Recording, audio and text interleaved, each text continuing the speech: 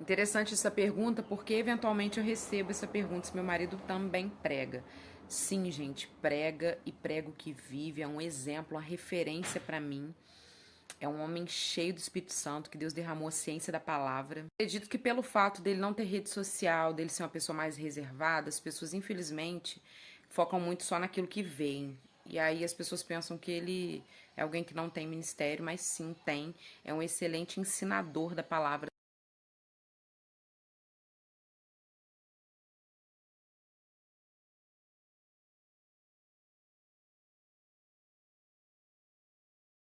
Eu faço parte de uma agência missionária chamada Vivendo para Algo Maior. Vou deixar o arroba aqui embaixo. Você já pode, inclusive, entrar, seguir e ficar por dentro de todos os trabalhos.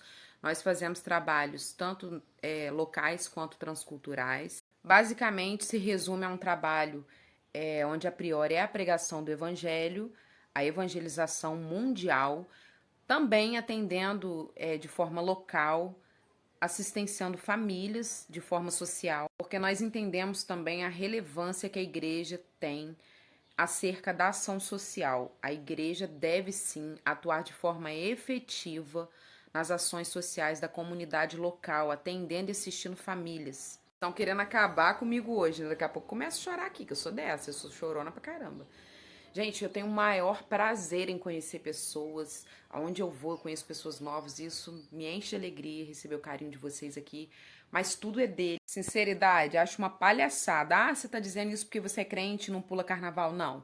É porque eu acho uma tremenda de uma hipocrisia, né? As pessoas que morreram, cadê o respeito com as pessoas que morreram por Covid? Proibiram de tudo e agora o carnaval pode. Infelizmente, gente, o jogo de interesse fala mais alto, a política é podre mesmo. E eu quero ver o pós-carnaval, né? Porque agora eles podem dizer que estão liberando carnaval porque as coisas estão melhorando, mas não. Vamos ver depois do carnaval. Por que não liberaram as coisas antes? Então, sei que aí a maioria acho que talvez votaria no Corinho de Fogo, né? Mas eu não sou dessa vibe, não. Sinto muito decepcionar vocês, mas eu prefiro disparado hino de adoração. Então, meu Deus, eu amo tantos, tem tantos que eu gosto, mas ó, um que fala comigo. Romanos. Romanos, Gálatas, nossa, Hebreus, eu gosto muito das cartas, das epístolas de Paulo. Todas as indicações, eu tenho tantos livros, mas eu vou indicar alguns para vocês aqui, ó. Cruz Credo, o Credo da Cruz é muito bom. Religião, uma bandeira do inferno. Vinho novo é melhor. E a semelhança de Caim, a semelhança de... Sem dúvida, é um desafio muito grande. Acredito que tenha que ter mesmo uma vocação específica para atender essa demanda, né? Implica várias coisas, certamente que envolve um preparo muito grande, tanto quanto espiritual, psicológico, emocional, cultural, porque você está saindo ali da sua esfera natural, nativa, para ir para uma outra cultura. Apesar dos pesares, dos perrengues que a gente passa na vida, é uma bênção. Eu sou apaixonada pela vocação a qual o Senhor me chamou e o ofício a qual Ele confiou para nós atendermos ao ministério. Acredito que para a maioria das pessoas seja o choque de cultura, né? A adaptação a uma cultura diferente, que isso envolve culinária, costumes e uma série de outros fatores. Para mim, falando pessoalmente, eu acredito que isso também tem a ver com a vocação. Acredito que para mim a maior dificuldade é a questão de algumas zonas que não tem infraestrutura, que não tem saneamento básico, a questão da higiene pessoal, do banheiro, do vaso sanitário, a falta desses quesitos, entendeu? Porque graças a Deus eu tenho uma facilidade em me adaptar muito fácil. E em questão de culinária, então, eu como qualquer coisa, só não como pedra porque quebra o dente. Então você já viu, né? Eu, aquilo que todo mundo tá achando ruim, eu tô comendo e repetindo e dando glória a Deus. Agora, tirando a parte física, a parte de perrengue na infraestrutura e coisa e tal, a parte espiritual também a gente encontra bastante dificuldade em termos de aceitação ao evangelho. Quanto ao amor, sim, com certeza. Deus, ele ama a todos quanto ele os criou, independentemente das suas escolhas ou das suas práticas. Agora, amor nada tem a ver com aceitação. Exemplo disso é um filho que toma escolhas ou decisões das quais o pai não aprova, o pai acha errado. Esse pai, por sua vez, não vai deixar de amar o seu filho porque é seu filho, porém não aceita as suas escolhas. Agora, fato é, uma outra coisa que nós temos que parar é de tratar de forma isolada alguns tipos somente de pecado. Exemplo, se bate muito em cima do homossexualismo, mas o homossexualismo não é somente o único pecado que existe. Portanto, o homossexualismo é um dos pecados, como tantos outros, qual a Bíblia condena e reprova, ok? Como mentira, como fornicação, como adultério e por aí vai. Então, ambos pecados precisam. Portanto, o pecado não pode ser tratado de forma isolada e de forma preconceituosa. Ele precisa ser tratado de forma redentiva. O homem pecou, isso é fato, ele se afastou de Deus e ele precisa retornar à comunhão com Deus. Por isso, ele precisa se arrepender dos seus pecados.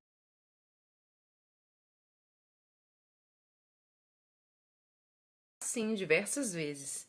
Embora eu entenda que nós aprendemos até com os nossos erros, em Lamentações vai dizer que nós devemos lembrar do nosso passado e sentir nojo. Ou seja, me arrependi de muitas coisas já que eu já fiz.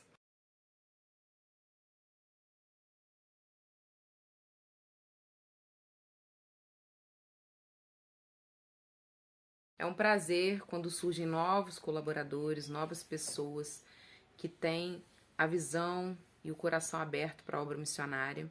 É sempre um prazer ter vocês aqui conosco. Chama no zap que eu explico melhor. Mas em suma, nós somos uma agência interdenominacional, não contamos com ajuda nenhuma governamental.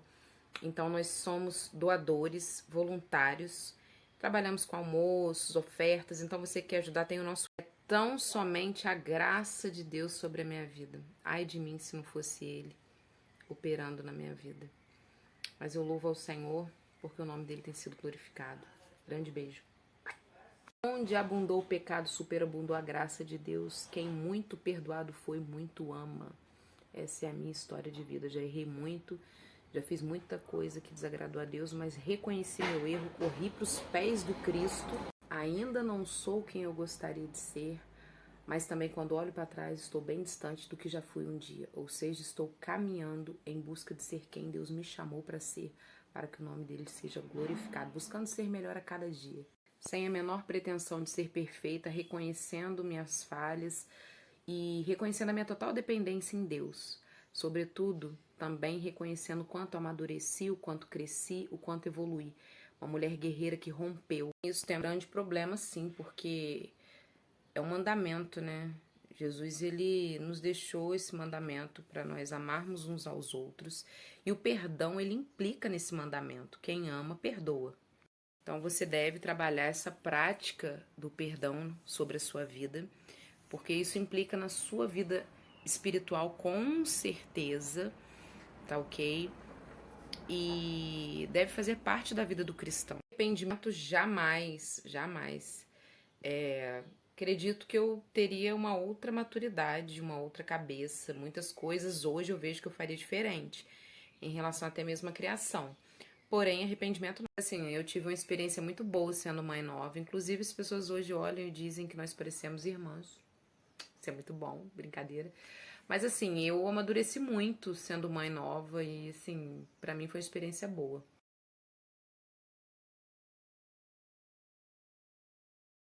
Versinha fiada fora de hora, né? Te falar um negócio. Só se eu pegar pra mim, né? Vou pegar pra mim e vai ser meu filho. Tudo no tempo certo. Ah, pronto. Só o que me faltava.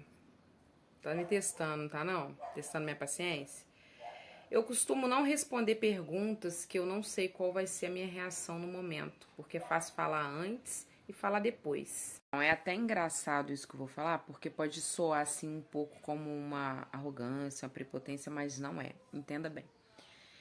Eu já vi por diversas vezes, até pregadores mesmo, pessoas dizendo no meio da ministração assim, quem nunca pensou em... E dizerem como se fosse algo assim, normal, de que todo mundo um dia certamente vai passar, se ainda não passou. Então, assim, eu não posso falar pelas pessoas, cada um tem a sua experiência pessoal, vou falar de mim.